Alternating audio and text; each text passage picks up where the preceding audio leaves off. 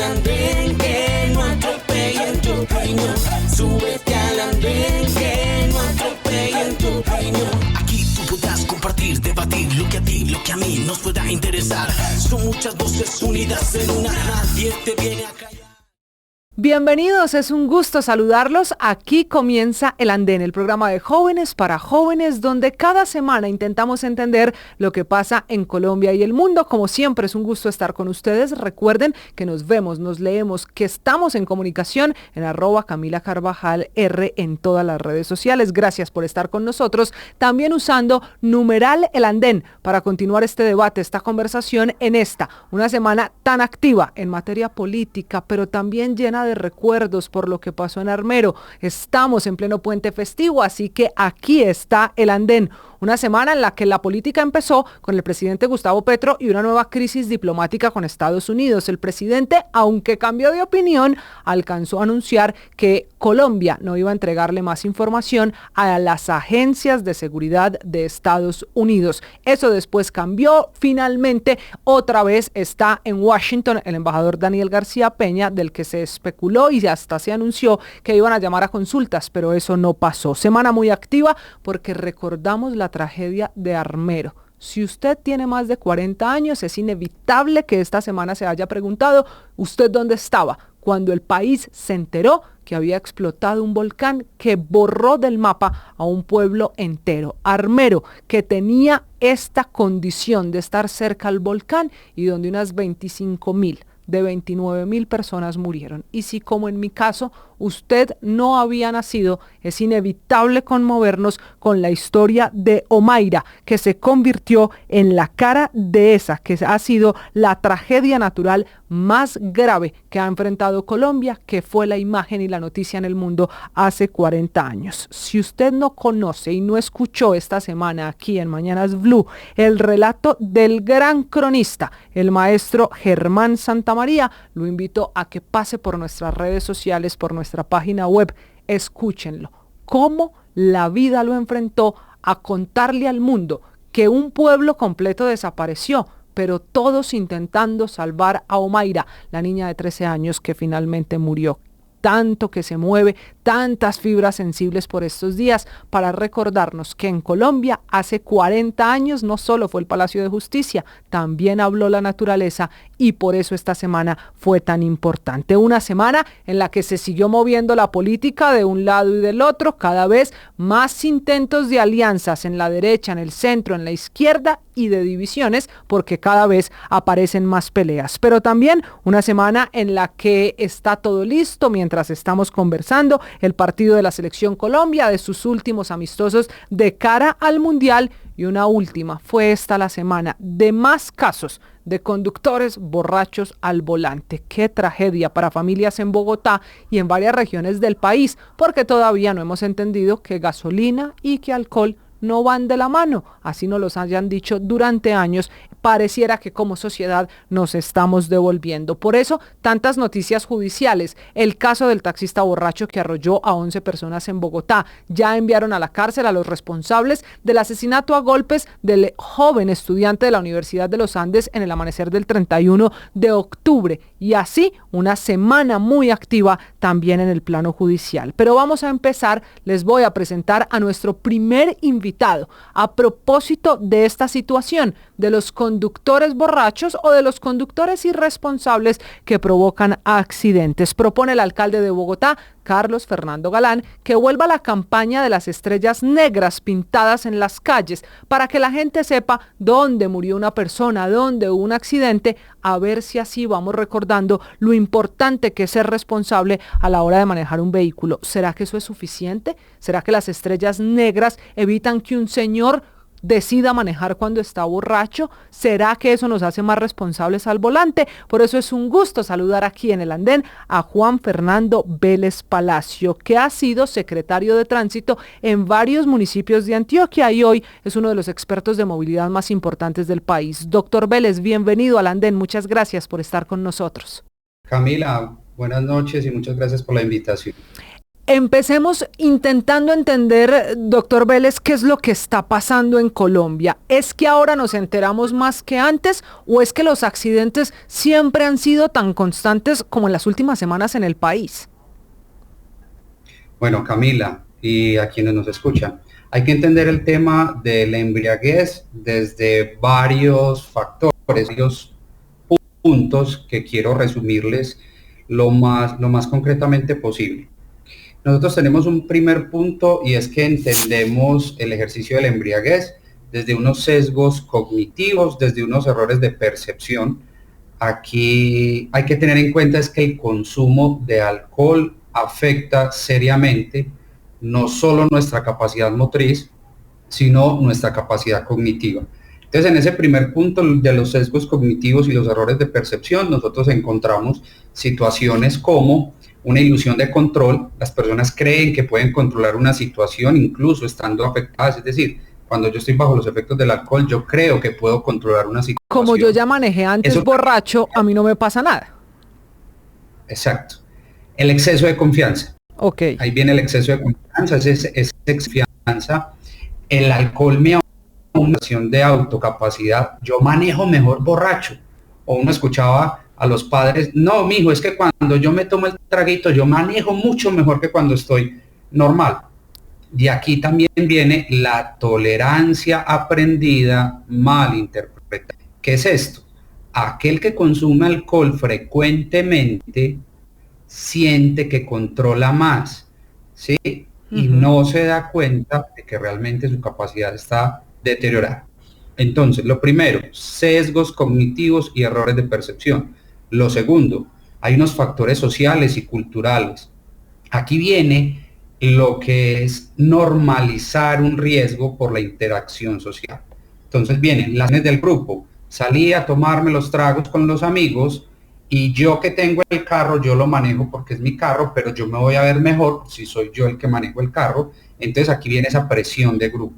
Vienen las normas culturales permisivas. Colombia, pues ya sabemos que tenemos la ley 1696 desde el año 2013, la famosa ley Merlano, que muchos de nosotros ya la conocemos y la hemos escuchado, pero se ha normalizado con el trasegar de los años la conducta de que aquel que tiene carro, pues, y está bajo los efectos del alcohol, genera esa presión, y también viene la negación colectiva del riesgo. Cuando nosotros estamos en un ejercicio de eso social, o estamos en un ejercicio con comunidad, nosotros entendemos que aquel que ha manejado ya bajo los efectos del alcohol recuerda esos viajes sin accidentes como una prueba de que a mí no me pasa nada. Claro. No, yo ya estoy enseñadito a tomarme los traguitos y voy conduciendo, a mí nunca me ha pasado nada. Okay. Entonces lo que estamos haciendo es negando colectivamente ese riesgo bajo esa presión social. Entonces, primero sesgos cognitivos, segundo factores sociales y culturales, terceros unos factores estructurales y de contexto. Pero a ver, doctor Vélez, muchos de los casos que usted me está poniendo incluso vienen de nuestros papás. Los papás que decían, es que si me lo tomo, pues yo ya manejaba así, no pasa nada. Lo que significa que la muy mala práctica de manejar borracho no es nueva. ¿Por qué entonces estamos viendo los accidentes tan reiterados en las últimas semanas en el país? Y uno pareciera que hasta hace 6 meses, pues esa era una conducta parte del pasado, que como sociedad habíamos entendido que gasolina y que alcohol no iban de la mano. ¿Por qué nos devolvimos? Por la visibilización que tenemos hoy en redes sociales y los medios de comunicación, Cami. Es decir, hoy es mucho más visible este tipo de situaciones. Okay. Eso no quiere decir que hace 20 años no pasaba nada, o eso no quiere decir que hace 15 años no pasaba nada. Son situaciones que han venido siendo toleradas con el tiempo, por esos sesgos, por esos factores sociales, y aquí viene este otro tercer punto que te iba a mencionar, que son los factores estructurales y de contexto. Aquí vienen 3 puntos en los cuales quisiera centrarme un poco más y que me van a ayudar a responderte esa pregunta. Señor. Cuando hablamos de factores estructurales y de contexto, nosotros hablamos de falta de alternativas seguras. Hoy nosotros tenemos transporte público limitado en horarios nocturnos. Que yo salgo de rumba y no hay en que devolverme a mi casa, toca coger el carro. Okay. Exactamente, ¿cierto? Sí. La poca oferta de movilidad segura post rumba. Entonces hoy resulta mucho más perceptible el riesgo en el transporte público, en un taxi, en una plataforma. Si yo me voy tragueadito, para mi sentir, para mi ejercicio cognitivo, resulta más peligroso irme en el servicio público que irme en mi propio carro. Aquí viene lo otro, distancias cortas, pero peligrosas. No, son 5 cuadras. A esta hora, de aquí a mi casa, no hay control, no hay un agente de tránsito, no hay un agente de policía. Esa es el tercero, la percepción baja de control. Cuando yo no percibo el control de la autoridad, pues mi ejercicio bajo el efecto del alcohol es estar más seguro, minimizar el riesgo. Eso es esos factores estructurales, y aquí es donde yo hago el hincapié, es porque tenemos la percepción de baja seguridad, baja oferta de movilidad y la percepción baja de control. Okay. Entonces, claro, cuando una autoridad de tránsito, un ente territorial, un municipio, un distrito, intensifica los controles nocturnos post rumba, usted sale con esa percepción de que no, pues puerca, si me tomo el traguito, allí a 2 o 3 cuadras me voy a encontrar con el control de policía, entonces mejor no me los tomo, o mejor pido el conductor elegido.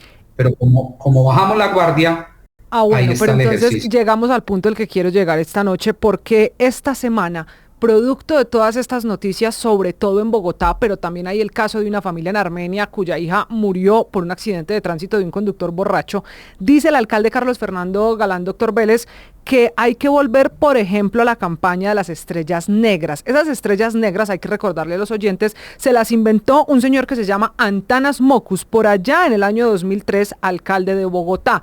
Y vemos todos en la calle, cada vez menos, pero quedan algunas, todavía alguna estrella por ahí diciéndonos: aquí se murió alguien, aquí hubo un accidente de tránsito. ¿Eso es suficiente? Una campaña, sea la de las estrellas negras o cualquier otra, como campaña ciudadana, nos ayuda a superar esta decisión de un conductor borracho o tomado que conduce, o del que incumple una norma de tránsito y va en exceso de velocidad y también mata a alguien? ¿Las campañas pedagógicas resuelven el problema? Primero, contextualizar el ejercicio de las estrellas, una campaña sonada a nivel nacional, Fondo de Prevención Vial, estamos hablando de hace 20 años. Si claro, esto fue 2003-2005. Un tiempo de hace mucho tiempo, pero ojo que es que pese a las campañas no basta, el ejercicio no es solamente de campañas, porque es que el problema no es solo de la norma, sino del comportamiento humano. Hay evidencia internacional que cuando la persona consume alcohol, lo primero que afecta no es su capacidad motora, sino su juicio. Es decir, la persona deja de evaluar correctamente el riesgo, como lo mencioné ahora. Entonces, las campañas es solo una parte de lo que hay que hacer para regular la conducta humana, porque esto viene desde el comportamiento. Yo tomo la decisión, o sea, la decisión la tomo yo soy el responsable de mis acciones, yo soy el responsable de tomarme los tragos y salir a conducir.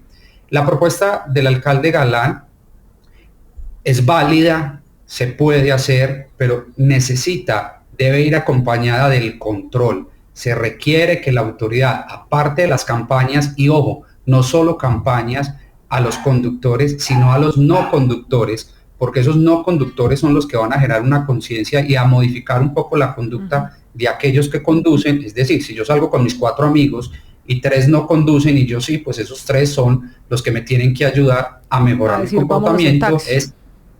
Vámonos en taxi, quíteme las llaves, dejemos el carrito más bien parqueado o llame al conductor elegido. Okay. Entonces, es válida la propuesta, pero la propuesta tiene que ir de la mano de autoridad, tiene que ir de la mano del control por parte de las autoridades de tránsito. Pero doctor Vélez, aquí aparecen las cifras que son muy importantes y nos ayudan también a dimensionar el problema. La comandante de la Policía de Tránsito y Transporte en Colombia, la general Blanco, dijo esta semana que van 15.000 pruebas de alcoholemia en Colombia este año, de las cuales 4.000 dan positivo, y que en muchos casos hay reincidentes. Mira el ejemplo del taxista borracho que atropelló a 11 personas en Bogotá.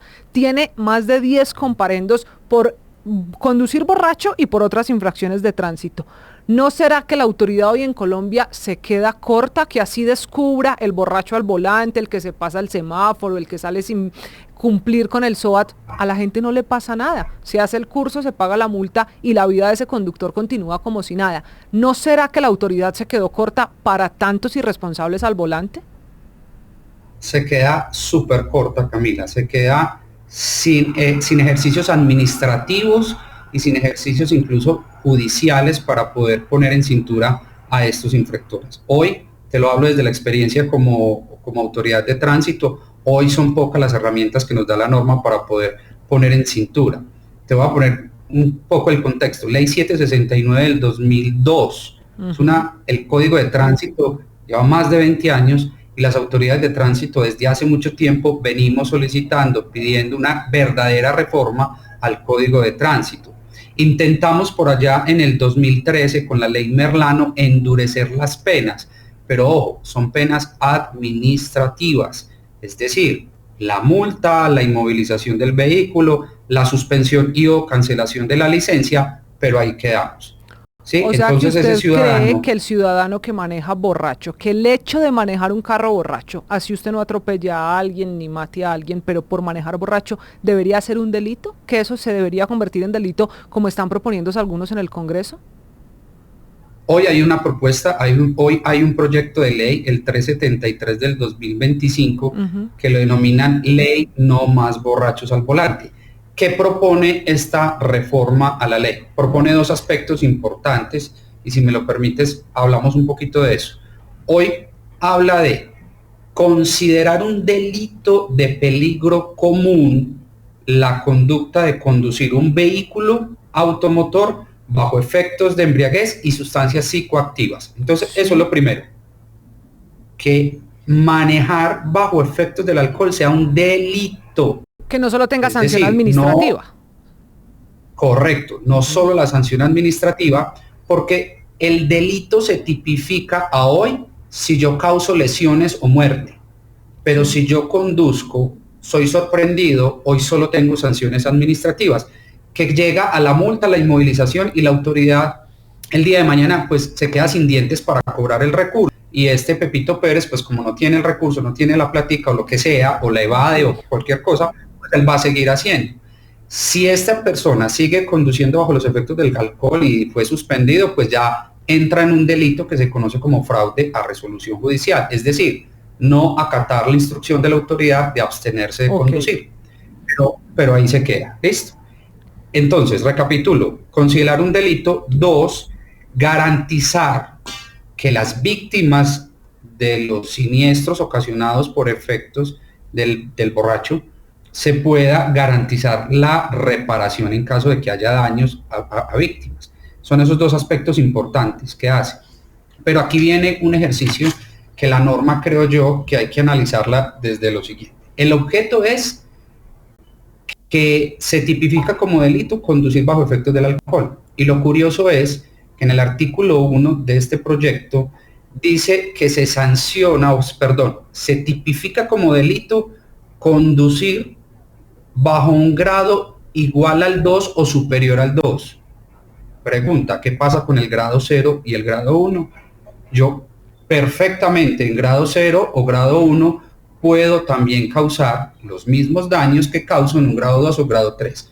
Primera crítica que se le puede hacer al proyecto de la ley. Si estamos hablando de tolerancia 0 a conducir un vehículo, tenemos que hablar es de que es 0, ni grado 0 ni grado 1. Porque yo con 3 aguardientes puedo causar el mismo daño que lo causo con 7. Entonces ahí viene un ejercicio en el cual nosotros tenemos que ser muy juiciosos desde el Congreso de la República, porque efectivamente existe la peligrosidad social de conducir un vehículo bajo efectos del alcohol. Y esto es perfectamente válido desde el derecho penal, hablando de política criminal, es perfectamente hablar de tipificar como un delito el peligro común, conducir bajo los efectos del alcohol, y más porque es un peligro de carácter abstracto. ¿Qué quiere decir esto? Lo que se busca con la norma es evitar el riesgo, evitar situaciones que pongan en peligro a un ciudadano, a un peatón que hace parte de los actores viales. También trae la norma, aparte entonces de sancionar, prisión de 24 a 48 meses. Aquí viene el ejercicio que los penalistas pueden dominar más que yo, y es que son delitos, y de acuerdo a la pena, pues sería excarcelable. Si a mí me condenan a 2 años de prisión, perfectamente es un delito excarcelable. Entonces, ¿qué va a pasar si yo voy a estar por fuera de una medida? Si no se vuelve un canto a la bandera. Correcto. Y multa de 13 a 75 salarios mínimos, es decir, entre 18 millones y medio y 106 millones de pesos, sin perjuicio de las sanciones administrativas, dice el proyecto de ley. Entonces, a mí en grado 3 o una renuencia me sancionan con 50 millones de pesos la autoridad de tránsito. Y luego el juez va y me condena en 106 millones de pesos. ¿Quién paga 160 millones de pesos en multa? Ah, ok. Pues ¿Quién esa la es va la a pagar? pregunta que le queda a este proyecto, y usted tiene razón porque son dos miradas, la de la cárcel, la de las sanciones administrativas y económicas, y la de cultura ciudadana con las estrellas negras. Por eso es que todo se va juntando un poquito para intentar entender por qué como colombianos seguimos manejando borrachos un carro, una moto en Colombia. Como se dan cuenta, este es un tema muy interesante, pero doctor Vélez, se me ha acabado el tiempo. Por lo pronto quedamos atentos al trámite de ese proyecto, y bueno, que haya campaña, pero también un poquito de mano dura, como usted nos recomendó y nos explicó al principio. Escuchan ustedes a Juan Fernando Vélez, que es autoridad de tránsito, experto como secretario de movilidad de varios municipios en el departamento de Antioquia, quien nos ha acompañado esta noche. Doctor Vélez, gracias por estar con nosotros. Muchas gracias, Camila, y estamos atentos siempre que lo requieran. Un fuerte abrazo.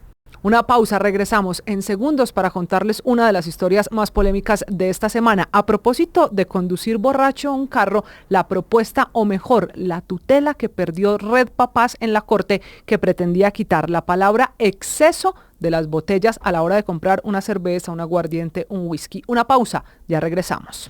Súbete al andén que no atropellen tu opinión. Súbete al andén que no atropellen tu opinión. Aquí tú podrás compartir, debatir lo que a ti, lo que a mí nos pueda interesar. Son muchas voces unidas en una, nadie te viene a callar. Muy bien, y veníamos hablando de qué va a hacer Colombia para superar eso de quienes mezclan gasolina con alcohol, con ir a tomarse una cerveza y manejar. Pero más allá de eso, esta semana también hubo una discusión bien interesante que nos puso a reflexionar de el licor que nos tomamos como colombianos. ¿Qué es un exceso de alcohol perjudicial para la salud? Ustedes se habrán dado cuenta que cuando van a comprar una cerveza, una botella de aguardiente, una de whisky, un ron, siempre aparece el letrero: el exceso de alcohol es perjudicial para la salud. Incluso en los comerciales de radio y televisión, para advertirle a los ciudadanos que eso que estamos comprando y que nos vamos a tomar pues es perjudicial, puede tener consecuencias para la salud. Sin embargo, esta semana conocimos la historia de Red Papás, desde donde pretendían cambiar esa frase, eso de que el exceso de alcohol es perjudicial para la salud. Ellos proponían y pedían que se quitara la palabra exceso, para que la etiqueta y la advertencia fuera: el alcohol es perjudicial para la salud. Y esto ha llegado hasta la Corte, que aunque dijo que no, pues hay aquí una reflexión bien interesante que hacer. Y por eso para mí es un verdadero gusto saludar hoy a la doctora Carolina Piñeros, que es la directora ejecutiva de Red Papás. Doctora Carolina, bienvenida. Buenas noches, gracias por estar en este programa. Muy buenas noches a ti, muchas gracias por la invitación y por traer este tema para que también los jóvenes nos ayuden a seguir construyendo pues esa sociedad y ese país que se merecen. Bueno, entonces, doctora Carolina, explíqueme por qué querían quitar la palabra exceso de las botellas de alcohol. ¿Qué es lo que pasa con esa palabrita? Bueno, lo que pasa es que la verdad es que lo que es dañino no es el exceso, es el consumo. No hay ningún consumo seguro de alcohol. La evidencia viene mostrando de manera muy contundente que cualquier consumo es nocivo.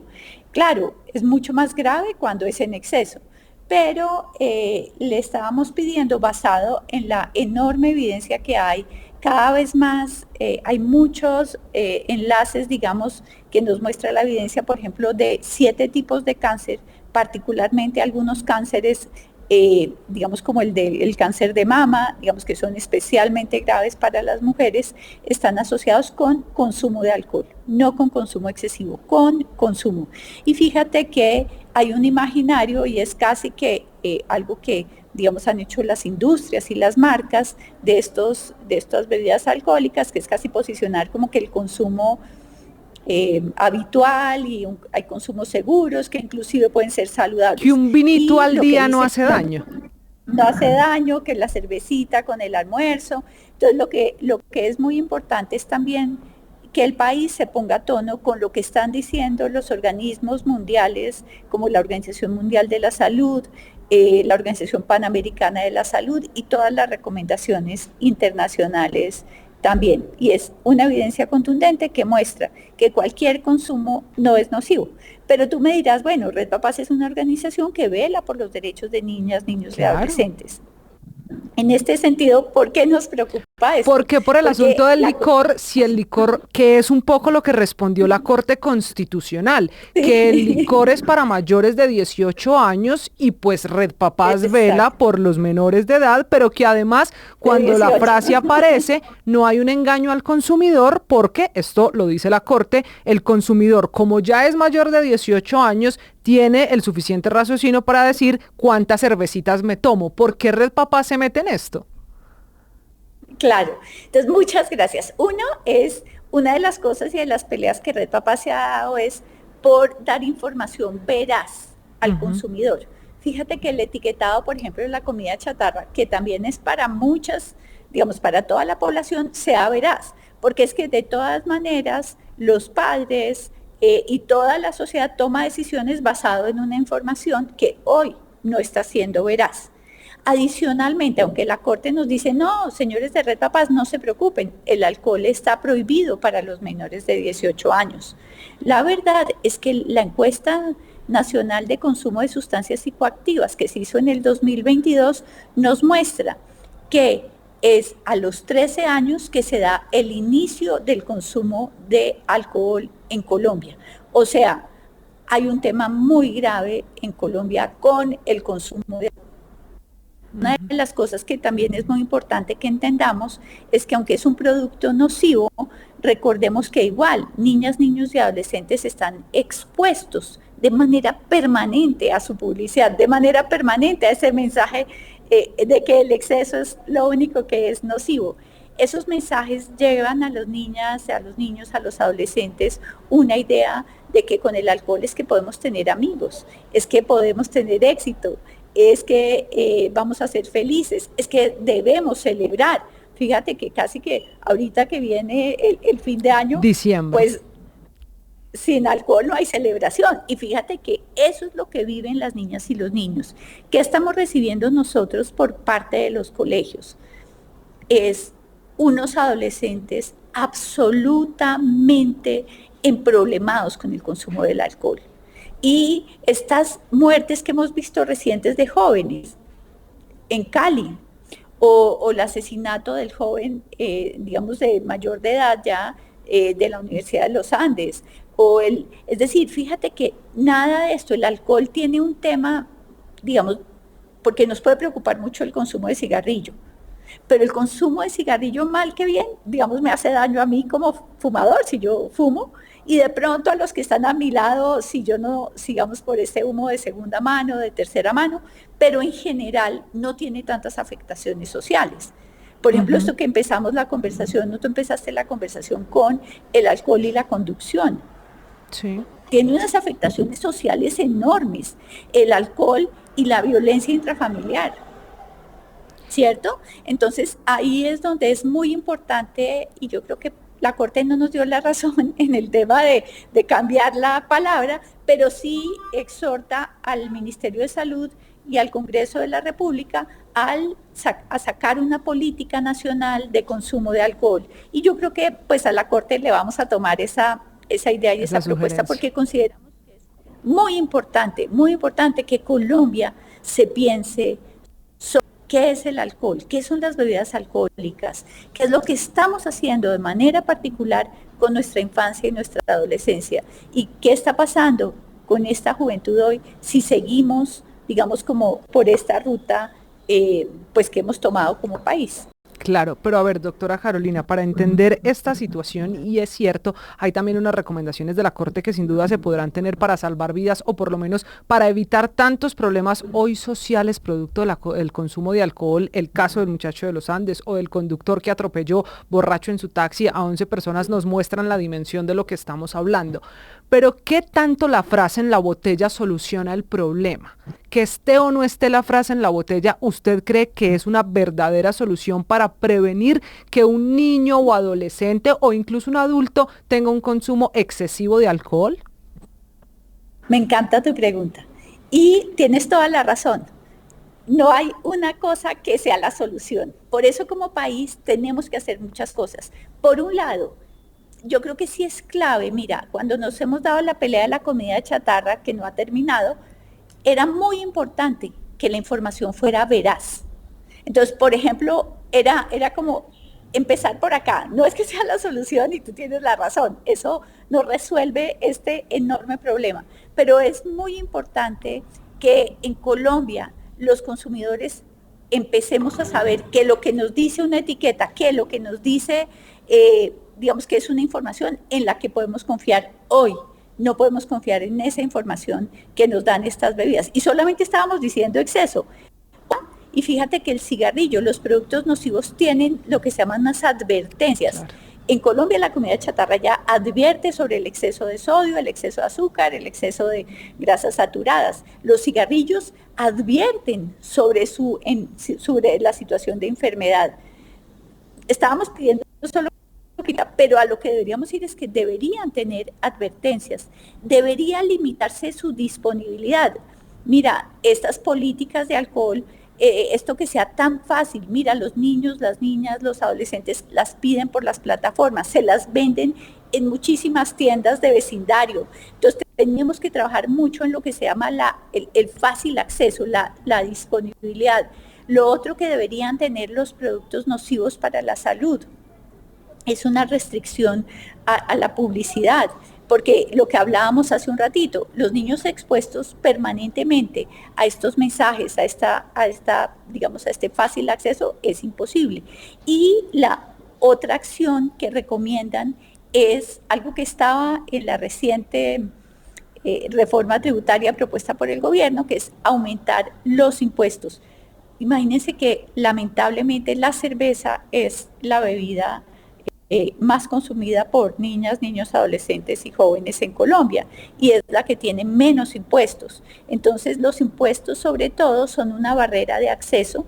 Esos impuestos saludables como los que tiene el cigarrillo, estamos abogando también porque tengan los cigarrillos electrónicos, pues finalmente lo que hacen es que sean una barrera de acceso de manera particular para las personas, digamos, niñas, niños y adolescentes, pero también para las que tienen menos recursos económicos. Entonces, es toda una cantidad de cosas. O sea, es la frase, pero no solita. La razón.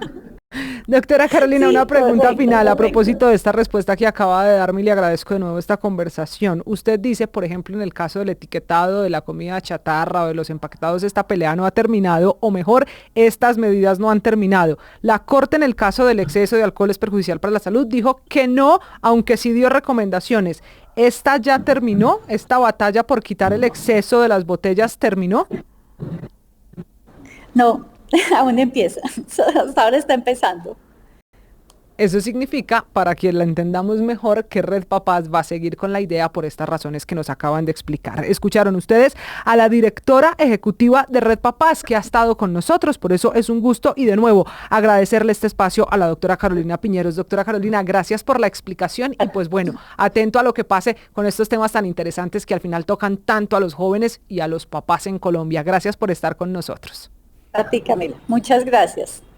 Un segundo, en segundos reemplazamos y empezamos a entender aquí lo que está pasando en la Universidad San José con Juliana Guerrero. Una pausa, ya regresamos.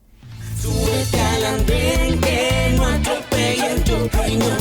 Súbete al andén que no atropellen tu opinión. Aquí tú podrás compartir, debatir lo que a ti, lo que a mí nos pueda interesar. Son muchas voces unidas en una. Nadie te viene a callar. Muy bien, y una de las protagonistas de las noticias de esta semana fue Jennifer Pedraza, la representante a la Cámara que de nuevo nos puso a hablar de lo que significa un título universitario en Colombia. Ella, que además está enfrentando ahora un proceso con Juliana Guerrero, la designada viceministra, que ahora dice que no, que ella no quiere ser viceministra. Esto después de que esta semana supiéramos que no solo obtuvo su título de contaduría pública sin presentar las pruebas a ver, sino que reveló la universidad, no hay registro de que haya ido a clase o haya presentado los exámenes, mejor dicho, que ella no estudió para tener ese título. Y la principal denunciante de este caso ha sido la representante Jennifer Pedraza, a quien es un gusto volver a tener aquí en El Andén, el programa de Jóvenes para Jóvenes. Representante, bienvenida, buenas noches. Hola Cami, ¿cómo estás? Un saludo para ti, para toda la audiencia. Muchas gracias por invitarme porque este es un tema que sin duda alguna ha convocado a la juventud a un debate mucho más grande, que es qué significa un título. Digamos que más allá de la indignación que genera el hecho de que el gobierno quisiera nombrar en el viceministerio a una persona con títulos conseguidos de manera irregular, esto nos ha puesto a pensar en que nuestra generación es la más preparada, la que en general más formación de pregrado y hasta posgrado tiene, pero también una generación desempleada, informalizada, y eso de alguna manera es lo que más indigna, en el sentido de que hay tantos jóvenes y tantas jóvenes con un título de pregrado real, obviamente, que se han molido, que se han quemado las pestañas y hasta se han endeudado en muchos casos para sacar adelante un título profesional, como para que en este gobierno que sí, se eligió con un mandato de cambio, que apela constantemente a la juventud en sus discursos, pues estén replicando este tipo de prácticas que son ante todo pues una muestra de que el mérito estorba, pero también una muestra de lo que pasa cuando la educación se vuelve una mercancía y cuando tenemos un Ministerio de Educación que no ha hecho casi nada para enfrentar el ánimo de lucro y las universidades de garaje. Ahora, habla usted del Ministerio de Educación, doctora Pedraza, que esta semana dijo, abrió oficialmente la investigación. Lo grave es que el ministerio dice no solo es el caso de Juliana Guerrero, sino hay al menos otros 2 casos en la misma universidad. Y la escuchaba a usted esta semana decir que esta podría ser apenas la punta del iceberg, la muestra de que hay un cartel de títulos falsos en la Universidad San José, lo cual es una denuncia muy grave. ¿Qué significa eso? ¿Qué pruebas tiene usted de esa denuncia? Todavía nosotros estamos en esta investigación, es decir, yo lo que estoy señalando es que por ahora indica esta realidad. Nosotros hemos pasado unos derechos de petición, aún estamos a la espera de 2 derechos de 2 respuestas pues a esos derechos de petición, porque no ha sido sencillo acceder a esta información, Camila. A mí me ha tocado entutelar 4 veces en medio de esta discusión para poder acceder a los documentos que hoy nos permiten saber que los títulos de Juliana son realmente irregulares. ¿Por qué? Hemos tenido que entutelar hasta el ICFES, imagínate, porque cuando yo dije que Juliana no había presentado las pruebas de saber, pero porque no aparecía en la página web del ICFES de información pública, se atrevieron a insinuar que yo estaba hackeando la página del ICFES. Tuve que entutelar a la Universidad Industrial de Santander para que me entregaran información y a la Fundación Universitaria San José. Ese comunicado en el que ellos confiesan que Juliana no tiene ningún registro académico por la San José. No es un comunicado que emitieron porque quisieron y porque quieren ayudar al control, no, fue producto de una tutela que nosotros tuvimos que ganar, así que todavía estamos esperando la respuesta de 2 derechos de petición para poder seguir investigando alrededor de esta sospecha que tenemos hoy sobre la posibilidad que acá estemos enfrentando un cartel de los títulos, porque hemos encontrado, por ejemplo, unos comportamientos muy particulares, un incremento del 1000% en la matrícula de la Fundación Universitaria San José, un aumento significativo en la contratación del Estado colombiano con esta universidad, es decir, de la gobernación del Magdalena, de la gobernación de Boyacá. Aquí hay toda una serie de medidas que uno dice, wow, en vez de encontrar un Estado que de verdad esté enfrentando el ánimo de lucro y la falta de calidad en los títulos universitarios, parece que al contrario es una institución premiada, muy premiada en este gobierno. No olvidemos que la Fundación Universitaria San José es de propiedad, o el representante legal es Francisco Pareja, quien fue congresista del partido de la U y fue la plancha, o sea, el equipo a la Cámara de Representantes por Bogotá de Armando Benedetti en las elecciones del 2018. Es decir, aquí estamos hablando de una persona muy cercana al gobierno nacional, muy cercana al ministro del Interior, que además es el lugar en donde trabajaba Juliana Guerrero, de jefa de gabinete, es que ella ya tenía un puesto y un cargo de dirección. Ahora Juliana sale a decir, no, yo ya no aspiro a ningún cargo de gobierno. No, pues muchas gracias, es que esto no puede ser, presento un título falso y si me pillan renuncio, porque presentar documentación falsa es un delito. Hoy la Fiscalía la está investigando a raíz de nuestra denuncia por fraude procesal y por falsedad en documento público. Y el viernes, irónicamente, tendremos la audiencia en la Corte Suprema porque ella me denunció a mí, supuestamente por delitos informáticos y por calumnia. Por eso le decía al principio cuando la saludé que usted que está metida en un problema precisamente con la señorita Guerrero, o bueno, ella con usted en esa investigación. Para mí esto no es un problema. Esto no es un problema porque esto es lo que los congresistas tenemos que hacer, o sea, no estamos pintados en la pared ni para cobrar coimas para votar sí a todo lo que dice el gobierno. El Congreso tiene que hacer es control político, ese es el objetivo, y ya que Juliana quiera judicializar mi labor de control político, pues no nacimos el día de los temblores, nos defenderemos en la Corte Suprema de Justicia, pero para mí eso es lo que nosotros debemos estar haciendo en el Congreso. Representante, déjeme hacerle una pregunta final porque saludo en 30 segundos a un precandidato presidencial, al doctor Aníbal Gaviria, pero antes usted dio en un punto que queda aquí una pregunta sin responder. ¿Quién está detrás del cartel de los títulos falsos? Porque es cierto, el señor Pareja, que es el dueño de la universidad, fue fórmula de Armando Benedetti, jefe de Juliana Guerrero, el presidente abogando por Juliana Guerrero, y los otros dos estudiantes que la universidad investiga porque parecen cumplir los mismos requisitos que Juliana Guerrero, pues coincidencialmente también han trabajado o tenido contratos con el gobierno nacional. ¿Este cartel de títulos falsos que usted está denunciando es manejado, orquestado o en favor de funcionarios del gobierno? Yo creo que esa es la hipótesis que nosotros estamos manejando hoy.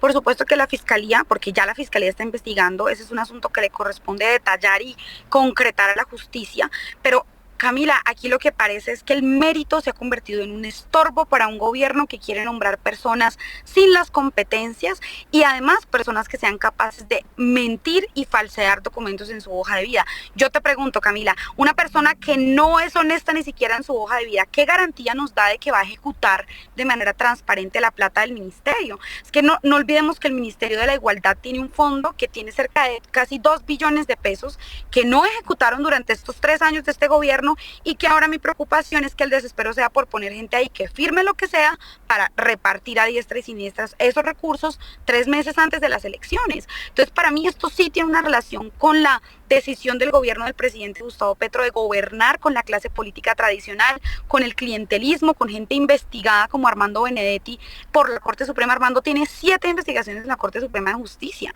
Entonces, para mí, aquí este es el costo que tiene hacer política como ellos decidieron hacer, que es traicionar la promesa de cambio que le hicieron a mi generación y por la cual incluso yo voté en segunda vuelta, y por eso mismo hoy me siento con la responsabilidad mayor de hacer esta labor de control. Quedamos atentos de cómo le va en esa cita que tiene ante la Corte. Ustedes vieron y escucharon esta noche a la representante Jennifer Pedraza. Doctora Pedraza, gracias, la dejo porque sé que va entrando ya al evento de su agenda de hoy. Muchas gracias, Camila, por estar con nosotros. Bien, y saludos a toda la juventud que nos escucha. Un abrazo. Súbete al andén que no atropellen tu opinión. Súbete al andén que no atropellen tu opinión. Aquí tú podrás compartir, debatir lo que a ti, lo que a mí nos pueda interesar. Son muchas voces unidas en una. Nadie te viene. Un abrazo, listo. Gracias por continuar con nosotros. Llegó el momento de hablar de política, que es el tema que tantas veces nos concentra aquí en el andén. Esta semana empezaron las movidas de cara a posibles otras alianzas o consultas, pero también empezaron algunas diferencias adentro de quienes están buscando la manera de una candidatura única. Por eso les traigo esta noche a un precandidato presidencial. Es para mí un gusto tener aquí en el andén de Blue Radio, este programa de Jóvenes para Jóvenes, a Aníbal Gaviria, precandidato presidencial, exgobernador del departamento de Antioquia. Doctor Gaviria, bienvenido. Gracias por aceptar estos minutos esta conversación. No, Camila, el gusto es para mí, para estar contigo y con los que te acompañan desde hace mucho rato en el andén. Y espero que esta sea una invitación de muchas. Claro que sí, que hay que pasar por aquí mucho más ahora que cada vez estamos más cerca de la decisión del 2026. Bueno, doctor Gaviria, ¿qué es lo que les está pasando en la Fuerza de las Regiones? Esta noche necesitamos entender para dónde vamos porque quedamos un poco perdidos con tantas peleas políticas esta semana, o al menos diferencias en el caso de ustedes en este movimiento de las Fuerzas de las Regiones, donde está Héctor Olimpo, donde está Juan Guillermo Zuluaga, donde está Juan Carlos Cárdenas y usted. Vimos unas cartas de alguna manera intentando cambiar las reglas del juego, otros diciendo todo lo contrario, se respetan las decisiones que hemos tomado hasta ahora. ¿En qué están ustedes hoy en la Fuerza de las Regiones de cara a las elecciones del 2026? Sí, Camila, yo creo que el ejercicio de la fuerza de las regiones ha sido muy bien visto por el país. Hemos recibido en todos los escenarios, de alguna manera, una felicitación y un parabienes para que continúe el ejercicio que venimos haciendo de unidad y también de la bandera de la autonomía y de la descentralización. Y creo que, que por eso precisamente, lo que ha sucedido esta semana con las cartas de Héctor Olimpo y de Juan Guillermo que se filtraron, posteriormente con una foto que se tomaron Juan Carlos Cárdenas y Juan Guillermo con otro grupo de precandidatos, ha sido sorpresivo, porque la gente ha visto con mucho la fuerza de las regiones. ¿Y qué creo yo que resume lo que ha pasado? Es que nosotros habíamos hecho unos acuerdos desde hace más de 5 meses y uno de los puntos principales de ese acuerdo es que sería escogido de los 4 candidatos el candidato único de la Fuerza de las Regiones el 30 de noviembre.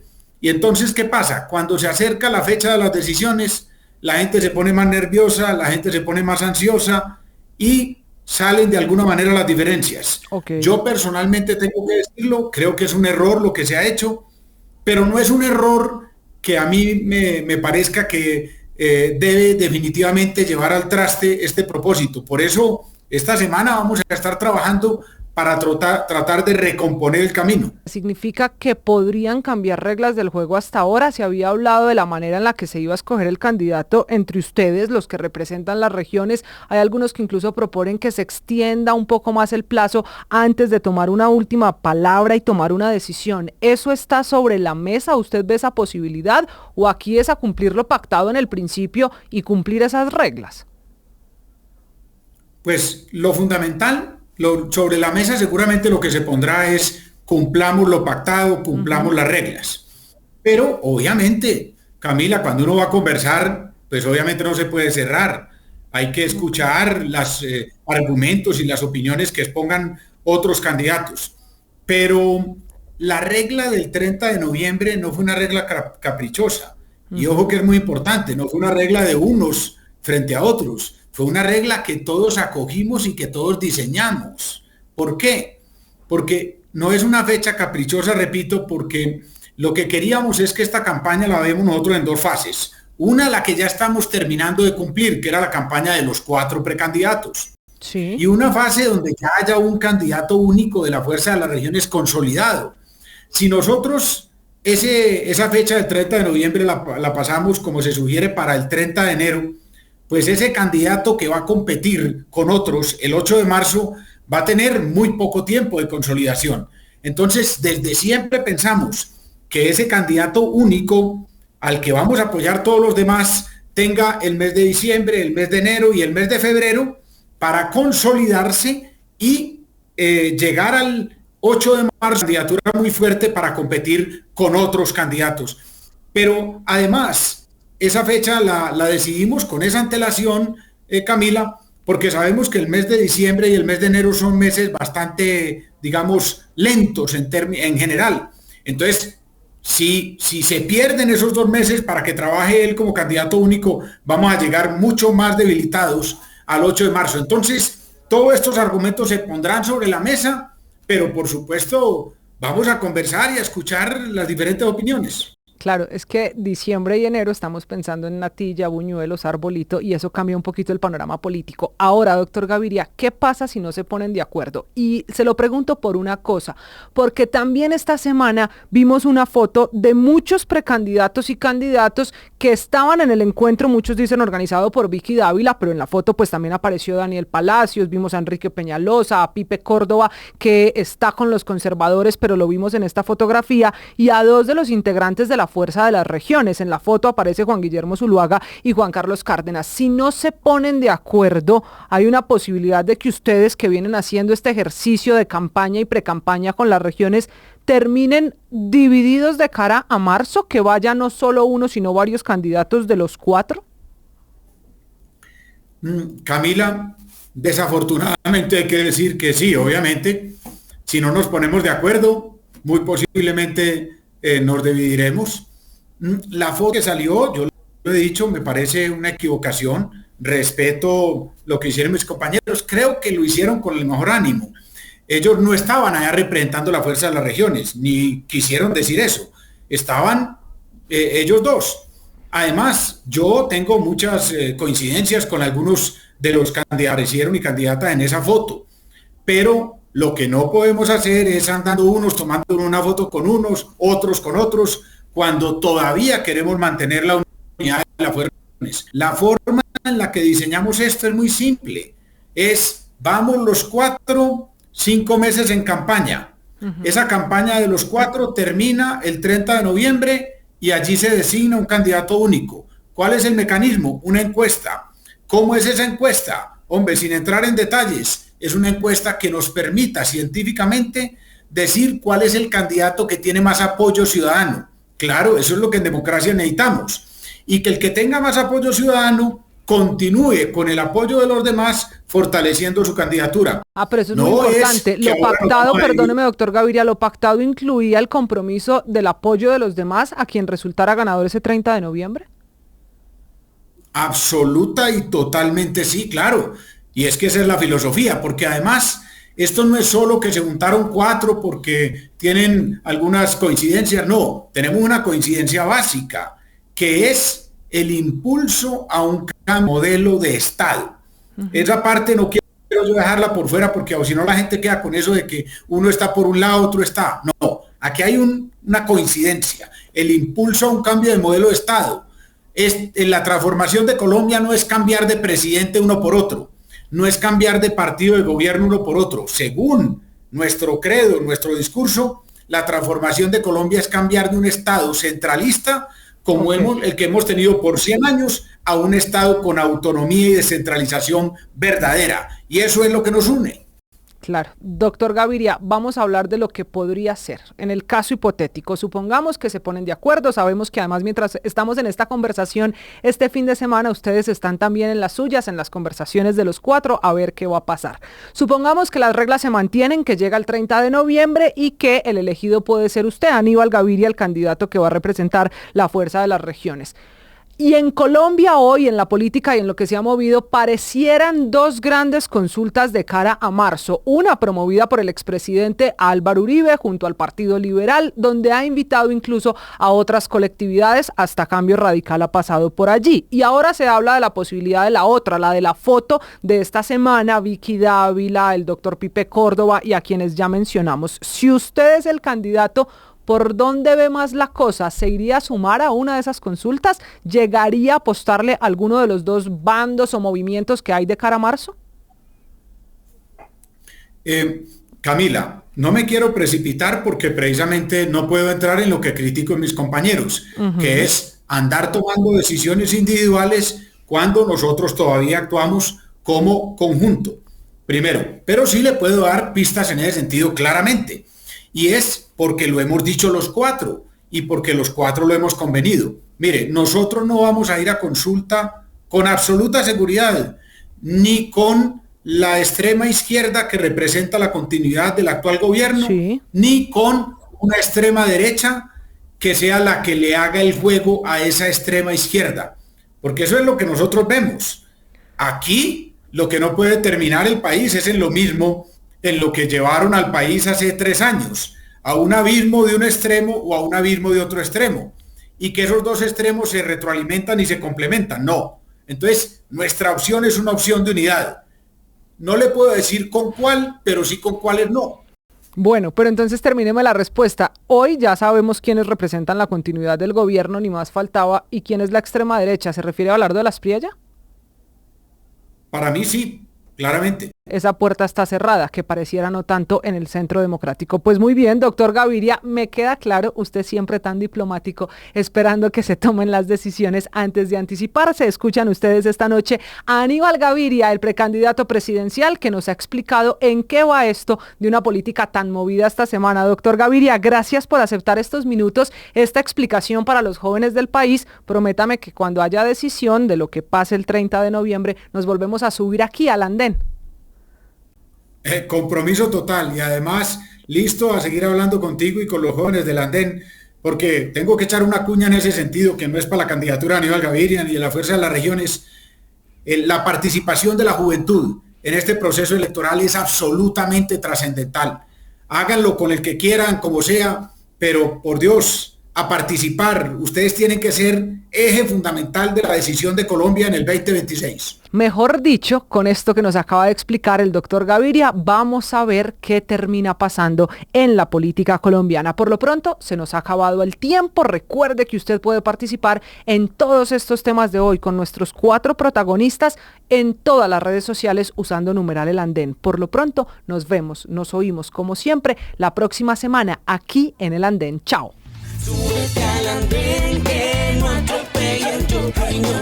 Súbete al andén que no atropellen tu opinión. Aquí tú podrás compartir, debatir lo que a ti, lo que a mí nos pueda interesar. Son muchas voces unidas en una. Nadie te viene acá.